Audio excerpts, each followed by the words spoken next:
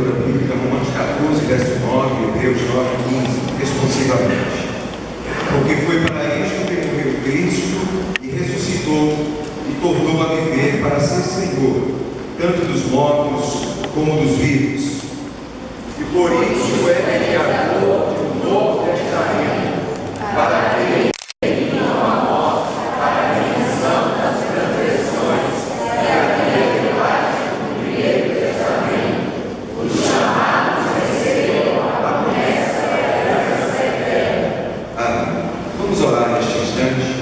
Pai de amor, nós somos gratos a Ti pelo dia de hoje. Para nós, estamos comemorando o aniversário da Reforma Protestante, uma data importante para todos nós evangélicos que somos oriundos da Reforma. Nós queremos neste momento nos lembrar de todos aqueles homens e mulheres que lutaram pela verdade, a verdade da Tua palavra, que eles não lutaram intelectualmente falando, mas dedicaram suas vidas de tal forma que alguns deles foram ceifados por defenderem determinadas posições que eram inaceitáveis naquele contexto, embora fossem de acordo com a palavra do Senhor. Nós queremos agradecer por essas vidas e pelo valor que elas têm naquilo que nós somos como igreja hoje no século XXI. Muito obrigado pelo exemplo de cada um deles, muito obrigado pelo legado intelectual que ele deixou, o legado teológico, porque Ele tem nos apontado para o Senhor Jesus Cristo como centro da nossa fé, para a Bíblia, a palavra do Senhor, como um instrumento que serve de norteador das nossas vidas, da nossa conduta pessoal, da conduta das nossas igrejas. Muito obrigado, Senhor Deus, porque a partir da reforma, as igrejas e os cristãos tiveram a oportunidade de retornar ao cristianismo bíblico, que falava de um único Deus, da importância da graça e da fé para a salvação, de que só há salvação em Jesus Cristo, e falava da importância das Escrituras como elemento norteador da vida cristã. Nós somos gratos por essa oportunidade, pelo momento que temos de nos lembrarmos do que fizeram, do que foram, e daquilo também que nós somos hoje, Senhor Deus, resultado desse processo histórico. Muito obrigado porque, acima de tudo, eles nos fizeram voltar os olhos para o primeiro século, para a vida de Jesus e o seu relacionamento com os seus discípulos, para a igreja incipiente, recém-criada, com o seu estilo de vida e com sua mensagem pura, do puro Evangelho. Ajuda-nos a nunca perdermos estes referenciais, a sempre nos conduzirmos pautados pela palavra do Senhor. É a nossa oração, em nome do Senhor Jesus Cristo. Amém.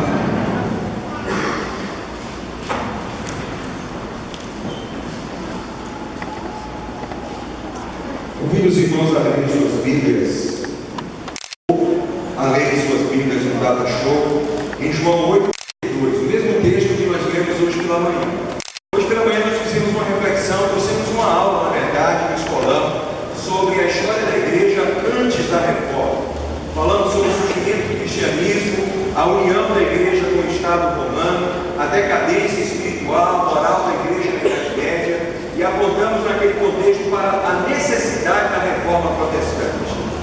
Hoje à noite a nossa intenção é falarmos sobre a importância da reforma protestante para a igreja de hoje. A importância da reforma protestante para a nossa igreja em pleno século XXI. A Bíblia nos diz então nesta passagem: conhecereis a verdade, e a verdade vos libertará. Palavra de Jesus, falando a respeito da sua mensagem, que era verdadeira, mas falando acima de tudo de si mesmo, que era a palavra encarnada. Ele é a verdade que liberta. A sua palavra é a verdade que liberta. Meus irmãos, Jesus é essa verdade então que nos liberta. Jesus liberta o homem da ignorância espiritual. Jesus liberta o homem da falsa, ou melhor, do pecado. Jesus tem o poder para libertar o homem da falsa religião, como disse Calvário, ao afirmar que Jesus, ele liberta o homem da religiosidade. Religiosidade não salva, não conduz ninguém a uma verdadeira experiência com Deus. preciso cultivar um relacionamento pessoal com Jesus. Então Jesus liberta o homem da religiosidade, Jesus liberta o homem da falsa religião.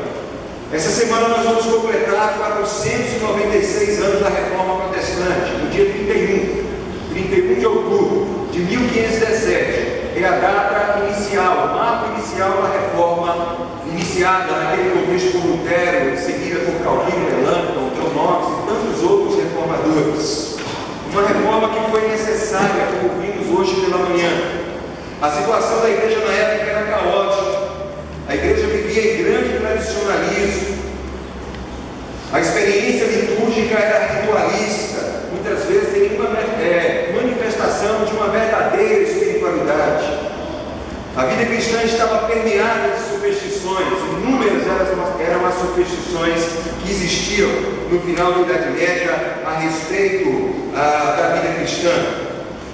Inúmeras heresias estavam sendo pregadas, falsos ensinos que se confrontavam diretamente com as escrituras que não eram ensinadas, que não eram estudadas profundamente, às quais o povo não tinha acesso.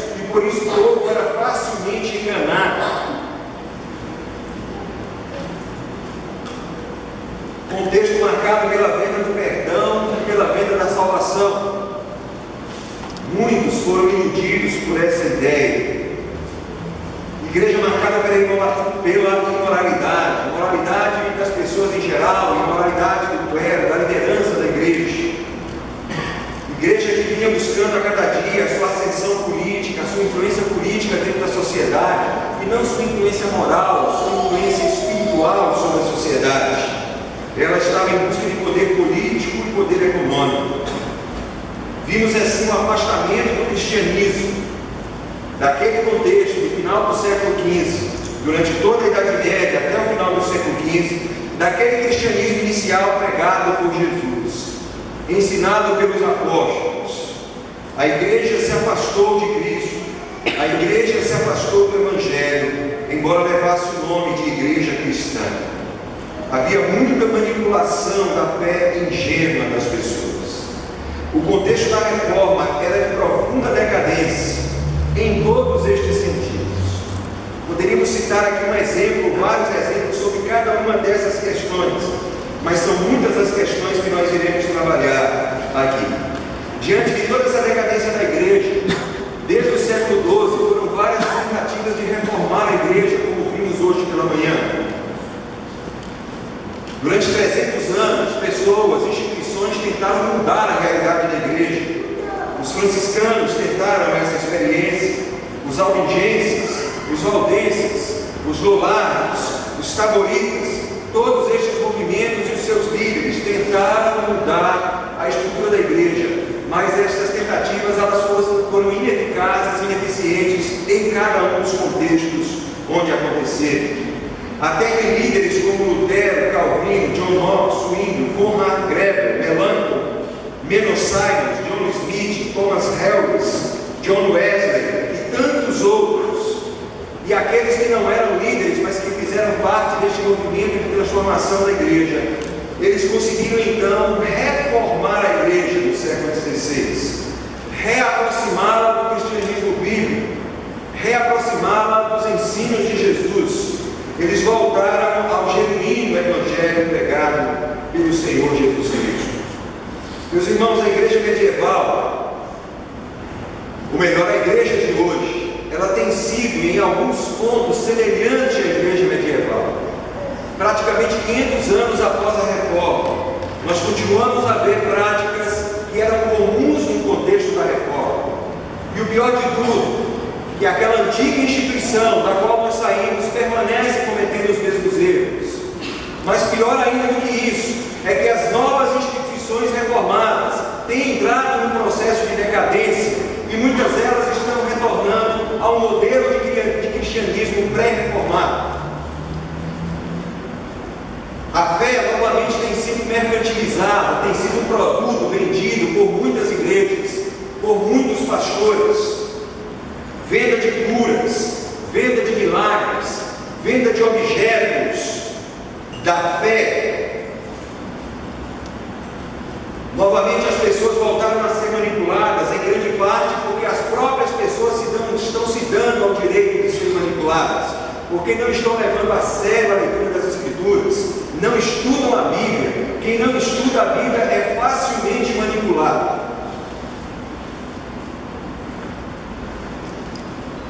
Tem sido pregado nos nossos dias um certo personalismo e sacerdotalismo. Eu falei hoje pela manhã que uma das principais contribuições da reforma foi o livre sacerdócio do cristão. A compreensão de que nós temos acesso direto a Deus pela única mediação do Senhor Jesus Cristo.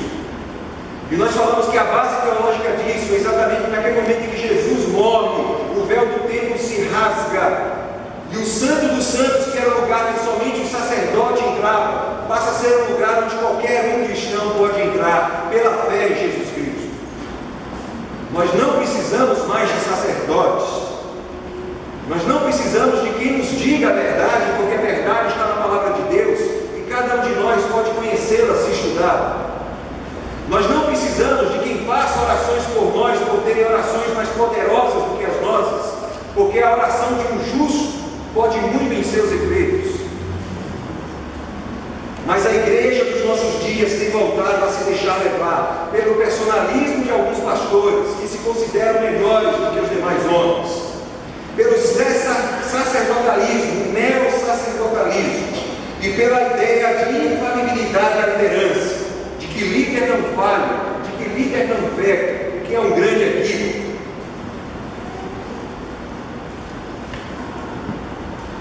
Há um retorno às superstições. Volto a dizer, ignorância quanto à palavra de Deus, abandono da leitura da palavra, surgimento de tradições e práticas não cristãs no seio das igrejas, influência do mundo dentro da igreja cristã. Isso faz com que seja necessário nós retornarmos à história, para olharmos a história, redescobrirmos a importância da reforma e dos princípios que a reforma nos legou. Princípios estes que, se nós levarmos a sério, nós vamos nortear um caminho correto diante de Deus. Nós vamos viver um cristianismo firmado nos ensinos de Jesus, firmado na palavra do Senhor, não na tradição dos homens. Eu quero hoje à noite refletir então, meus irmãos, sobre os 5 princípios da reforma protestante. O primeiro princípio da reforma protestante é: somente a Deus glória. A glória só deve ser dada a Deus. Em latim, só lhe deu glória. Eu quero ler 2 textos, Deuteronômio 6, 4 e 5 e Êxodo 20, 2 a 5. Ouve, Israel, o Senhor nosso Deus é o único Senhor. Amará, pois, o Senhor teu Deus de todo o teu coração e de toda a tua alma e de todo o teu poder. Êxodo 20, 2 a 5. Eu sou o Senhor teu Deus, que te tirei da terra do Egito, da casa de servidão. Não terás outros deuses diante de mim. Não farás para ti imagem de escultura, nem alguma semelhança do que há em cima dos céus, nem embaixo da terra, nem nas águas debaixo da terra. Não te encurvarás a elas, nem as servirás, porque eu, o Senhor teu Deus, sou Deus zeloso, que visito a maldade dos pais e dos filhos até a 3ª e 4ª geração daqueles que me aborrecem. Meus irmãos, é princípio da reforma, é princípio bíblico. Somente Deus é digno de adoração. Somente Deus deve ser louvado. Nenhuma criatura deve ser adorada. Nós não devemos nos prostrar diante de nenhuma criatura em atitude de adoração. Tudo o que não é Deus é criatura. E tudo que é criatura não é digno de louvor e adoração. Esse é o princípio da reforma. Só há um Deus, e só diante dele devemos nos prostrar em atitude de adoração. Somente ele é digno do nosso louvor e da nossa adoração. Os seres espirituais não são dignos de louvor e adoração. Os anjos não merecem Os homens não merecem adoração. As instituições não são dignas de adoração. As coisas não podem e não devem ser adoradas. Os bens não devem ser adorados. As ideias não devem ser adoradas. Quem ama o dinheiro, por exemplo, adora o dinheiro. É por isso que a Bíblia fala sobre este assunto, que o dinheiro, o amor ao dinheiro é a raiz de todos os males. Porque quem ama o dinheiro, adora o dinheiro.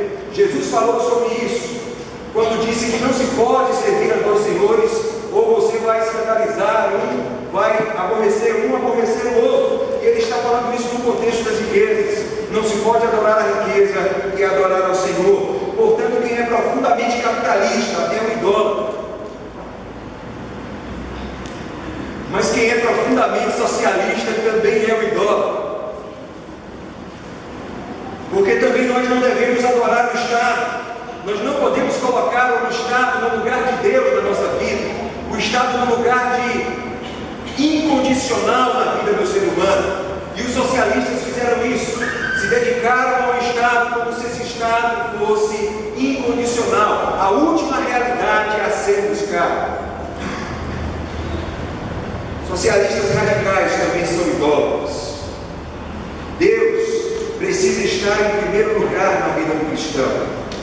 Só a Ele o cristão adorará. Eu já contei uma história importante que aconteceu no século XX, durante a Segunda Guerra Mundial. Hitler assumiu o poder da igreja na Alemanha. Ele assumiu o poder de tudo na Alemanha, inclusive da igreja. E ele começou então a forçar a igreja a pregar determinadas coisas, a fazer determinadas coisas. E então a igreja, uma parte da igreja, consciente que não podia se submeter àquele homem, àquele déspota, àquele tirano, aquelas pessoas então se rebelam e elas fundam uma igreja que vai ser chamada historicamente de Igreja Confessante. E a Igreja Confessante, ela faz uma declaração de fé, é conhecida como Declaração de Barmen. E o primeiro parágrafo desta declaração diz: só há um Senhor digno de adoração. Só há um Senhor a quem nós prestamos a subserviência incondicional. E esse Senhor é Jesus Cristo.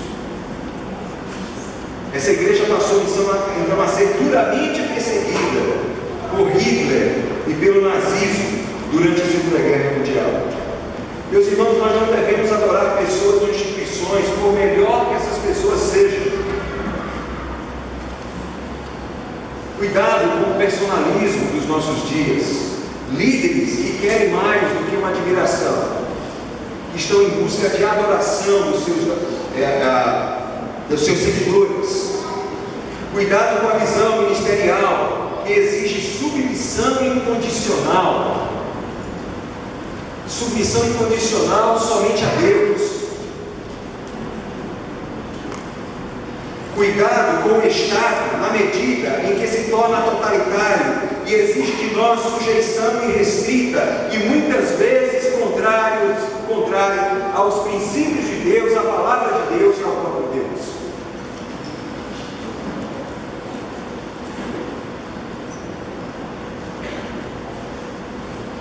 Somos chamados à adoração única de Deus como Senhor das nossas vidas. E isso implica na nossa libertação de todo e qualquer jugo que qualquer homem tente colocar sobre as nossas vidas. Qualquer instituição tente impor sobre nós. E como povo de Deus, fujamos desses jugos.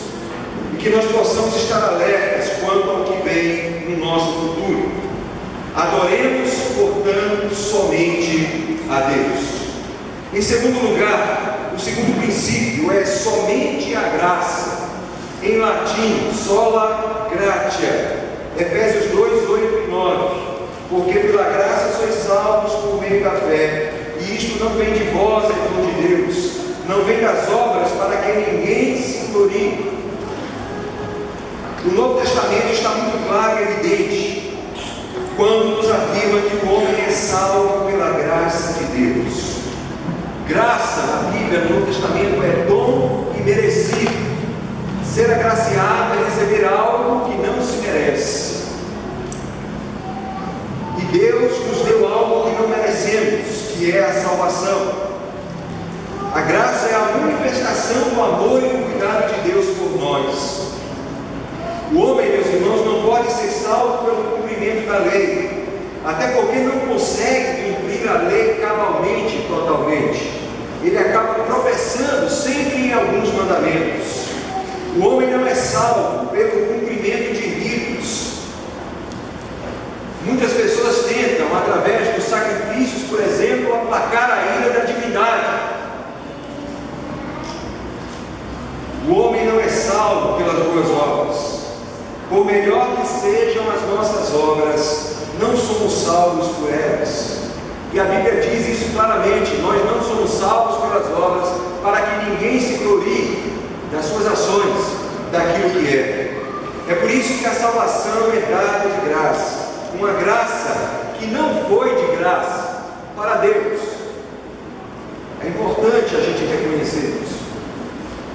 A graça custou muito caro para Deus. Ela é cara, porque custou o preço da vida do seu único filho, que foi entregue na cruz para morrer no nosso lugar. Jesus morreu para nos trazer salvação. Este é o preço da graça que Deus pagou para nos salvar. Portanto, só a graça salva. Qualquer esforço humano para se salvar é inútil. Somente Deus é quem pode salvar o homem. É interessante que nas Escrituras nós encontramos a história da Torre de Babel, a tentativa do homem de construir algo, um sistema religioso para chegar até Deus. E diz a palavra que Deus confundiu aqueles homens e aqueles homens não alcançaram o seu objetivo. A salvação nos é dada, meus irmãos, porque Deus desce até nós para nos salvar. Não porque nós subimos para alcançar algo de Deus.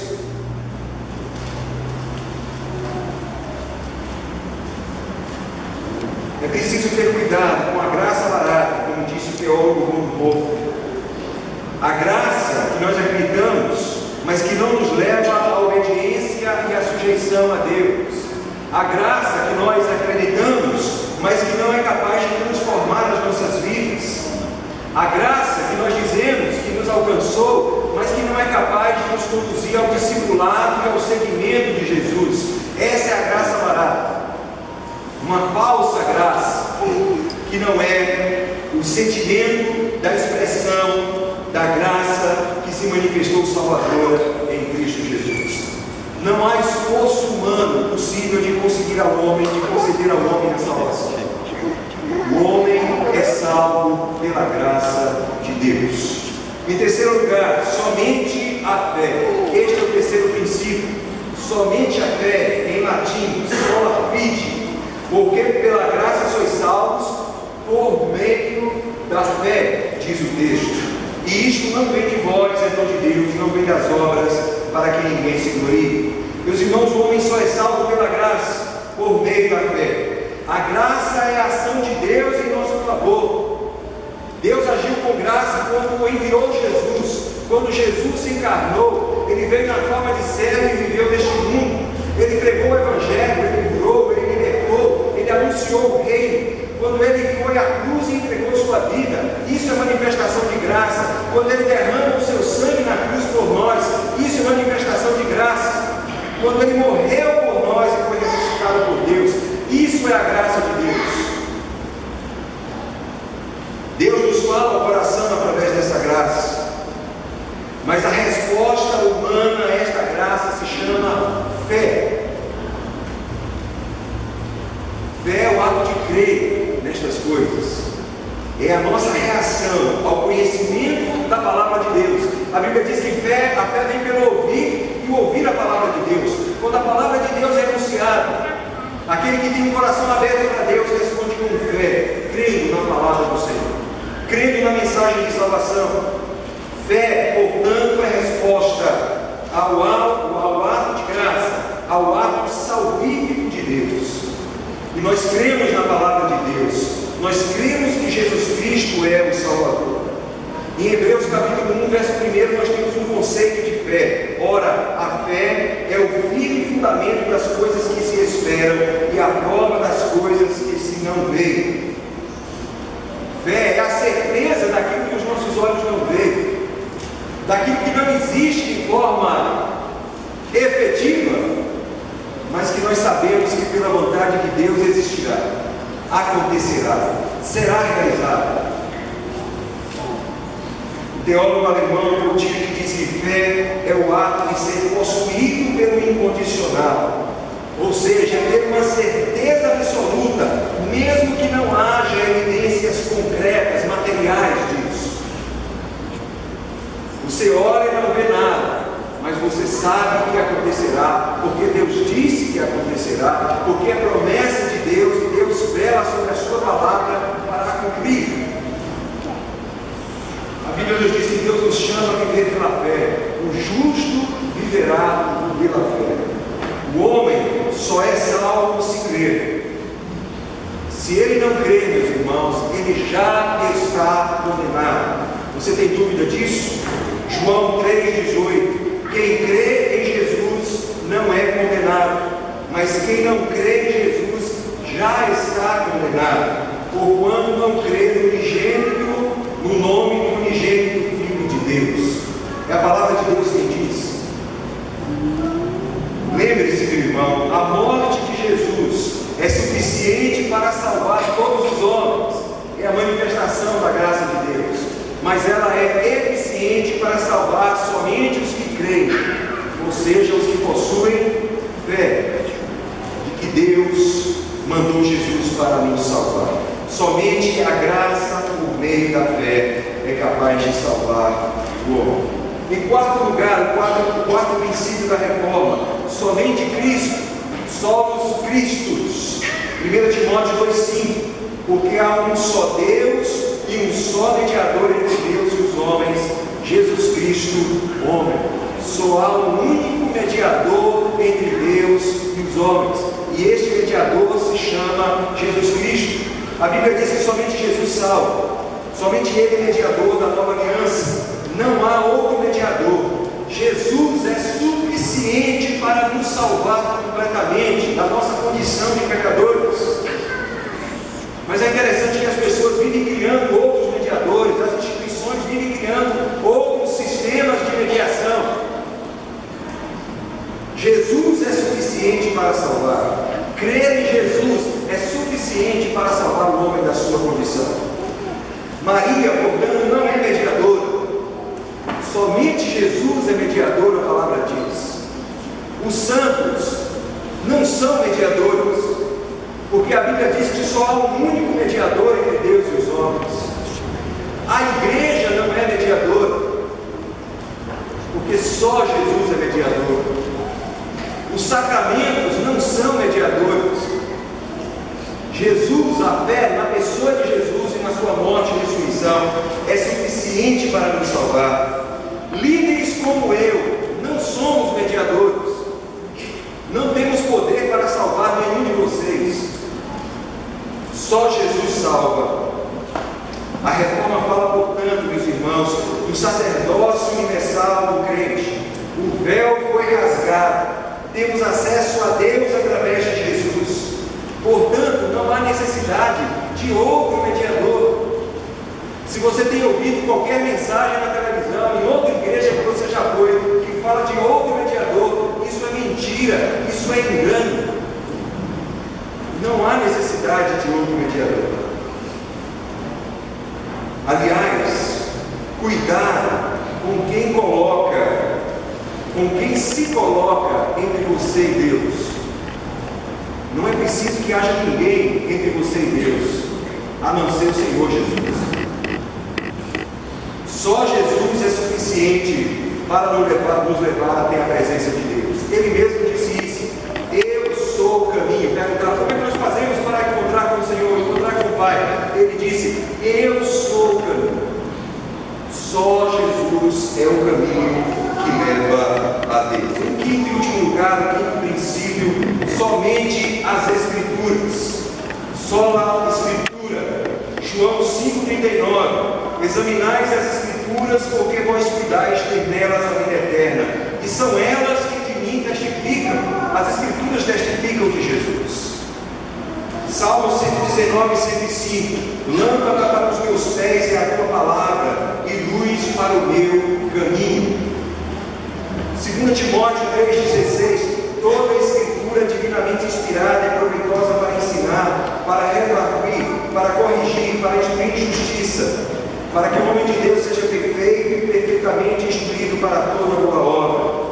1 Timóteo 6,3: se alguém ensina outra doutrina, e se não conforma com as sãs palavras de nosso Senhor Jesus Cristo, e com a doutrina que é segundo a piedade, é soberbo e nada sabe, mas delira acerca de questões e contendas de palavras, das quais nascem invejas, porfias, blasfêmias e ruins suspeitas. Nós, crentes, protestantes, evangélicos, temos a Bíblia como nossa única regra de fé e prática. Está nas nossas declarações de fé, de maneira diferente, mas em todas elas se encontra essa mesma expressão. São as Escrituras que dizem para nós o que é verdade e o que é mentira, em questões de fé, em questões de doutrina, em questões de ética. Nós nos conduzimos segundo a palavra do Senhor. Meus irmãos, a reforma, ela foi um movimento que propôs um retorno a este princípio em especial. A Bíblia, na verdade, é o fundamento dos outros 4 princípios, porque a Bíblia fala que nós cremos em um único Deus e adoramos somente a Ele. É a Bíblia quem fala que é só pela graça que somos salvos. É a Bíblia quem fala que é somente pela fé que nós temos salvação. É a Bíblia quem fala que só Jesus Cristo salva. É por isso que nós, como evangélicos, não adoramos a Bíblia, porque seria pecado, mas levamos a Bíblia a sério na vida das nossas igrejas e na nossa vida em especial. Somente a Bíblia, meus irmãos, é o nosso manual de vida. Nós não seguimos meramente tradições, não seguimos um pensamento secular, embora dialoguemos com ele a cada nova geração. Não seguimos as leis humanas, embora as respeitemos, mas acima de tudo nos sujeitamos às leis de Deus. Somente a Bíblia é o nosso manual de vida, mas para conhecê-la é preciso lê-la, é preciso estudá-la. Nós não devemos estar ouvindo somente os sermões do pastor. Nós não devemos estar ouvindo somente os ensinos na escola bíblica dominical. Nós precisamos ler a Bíblia, estudá-la profundamente, encontrar os recursos a respeito do estudo bíblico, nos inteirarmos de como é que se faz a interpretação da Bíblia, para que nós tenhamos a consciência da revelação de Deus. Este fato, meus irmãos, foi tão importante para Lutero como reformador, que Lutero teve que sistematizar a língua alemã. Ele teve que traduzir o Novo Testamento grego para o alemão, para colocar a Bíblia nas mãos do povo alemão, para que o povo pudesse ler a Bíblia. Lutero incentivou a educação na Alemanha, para que o povo fosse alfabetizado e pudesse ler as Escrituras, para que cada um pudesse conhecer a verdade, pudesse conhecer a palavra de Deus e se conduzir segundo a palavra de Deus. Lutero sabia que o povo era capaz de ler a Bíblia, de estudar a Bíblia e de entender a Bíblia. Isso causou uma revolução na época, porque o cristão, ele tinha que aprender a interpretar as Escrituras. Antes ele tinha que simplesmente sentar e ouvir a cátedra da igreja, apresentando o que seria a palavra do Senhor, já interpretada. Agora cada cristão poderia ler a Bíblia e interpretá-la.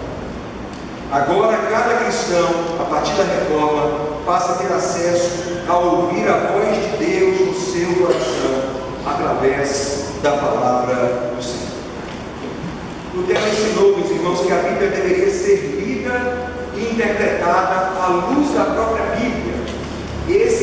princípio máximo da hermenêutica reformada. A Bíblia deve ser lida à luz da própria Bíblia. Como? O Antigo Testamento deve ser lido à luz do Novo Testamento. Os textos do Novo Testamento devem ser lidos à luz do Evangelho, ou dos Evangelhos. E os Evangelhos devem ser lidos à luz do Sermão do Monte, Mateus 5, 6 e 7, que Lutero considerava a essência dos ensinos de Jesus. Os cristãos reformados não liam mais a Bíblia à luz do aristotelismo, nem liam mais a Bíblia à luz do platonismo. Eles aprenderam a ler a Bíblia à luz da própria Bíblia. E isso foi uma grande conquista. Jesus, portanto, é a palavra encarnada que salva. A Bíblia é a palavra inspirada por Deus que apresenta esta palavra encarnada que salva, Jesus, aos homens.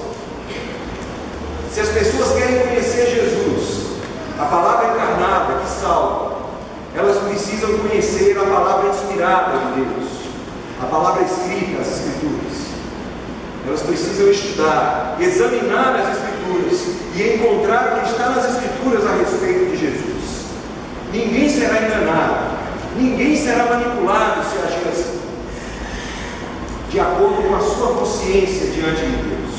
Até porque nós temos um grande ajudador em nossa vida, o Espírito Santo, que a Bíblia diz que é o mestre que haveria de nos ensinar toda a verdade.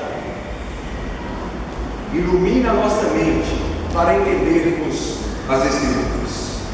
Concluindo a nossa reflexão desta noite a respeito da importância da reforma para a igreja de hoje, eu quero dizer aos irmãos que estes princípios são fundamentais para nos mantermos firmes enquanto cristãos que somos, mas cristãos bíblicos, cristãos realmente que procuram seguir Jesus e não tradições cristãs, para que nós não sejamos levados pelos ventos de doutrina que surgem todos os dias, para que nós não estejamos seguindo simplesmente modismos humanos que crescem, surgem, florescem e desaparecem rapidamente, para que nós não estejamos sucumbindo diante da secularização que invade a igreja nos nossos dias. Infelizmente, meus irmãos, é com muita tristeza que eu digo que muitas igrejas nos nossos dias estão retornando ao modelo religioso pré-moderno, ao modelo religioso medieval, e estão fazendo isso por falta de conhecimento bíblico, porque estão confiando na palavra de homens.